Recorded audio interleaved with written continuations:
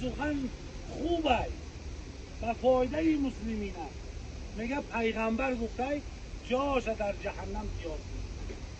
امام ابو حنیفه ما و شما که افتخار میکنه ما با امام ابو حنیفه، میگه که هرکس فتوای را میگه که امام ابو حنیفه گفته که این همین کار همیشه میشود، اما نمیدانه که من ای کدام حدیث گرفتم دلیل شد. همون درسته، همون گفت من گفتم نمیدانه که من دلیلش از قرآن گرفتم یا از حدیث، در قیامت بالاش دعوا داره. برای همین وقتی کجای میشینه ببینین پیغمبر خدا حدیث صحیح داره، میگه که عسکر بچه که در سرحد مسلمان ها خدمت میکنه همون آوازی پاش در عرش الهی میرسه.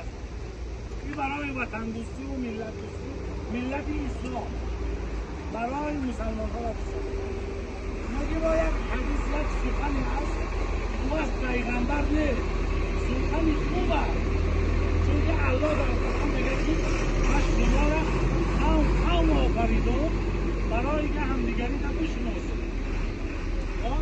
یک حدیث قول است، ای پیغمبر نیست میگه حب الوطن من الایمان.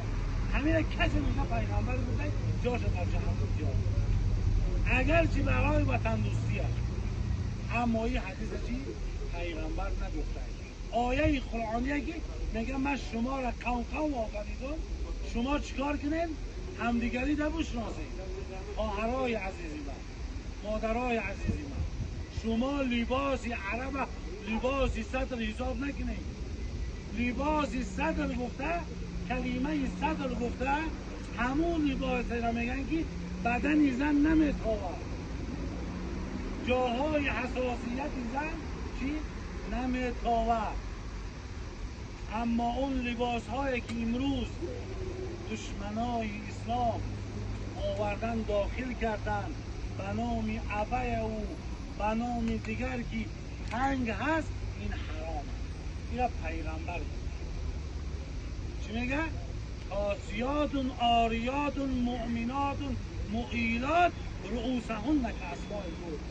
پوشیدگی هستن، بدنهاشون هم میجیقه، مؤمنه هستن، زنهای کافر نیستن، زنهای مسلمان هستن، همدیگری تبلیغ میکنن. و این وسیله که گفت رؤوسهن کاسماء البرج، پشتای سرشان برآمدگی هست. این لباس حرام، لباسی ملیه که مامه های ما و شما میپوشید.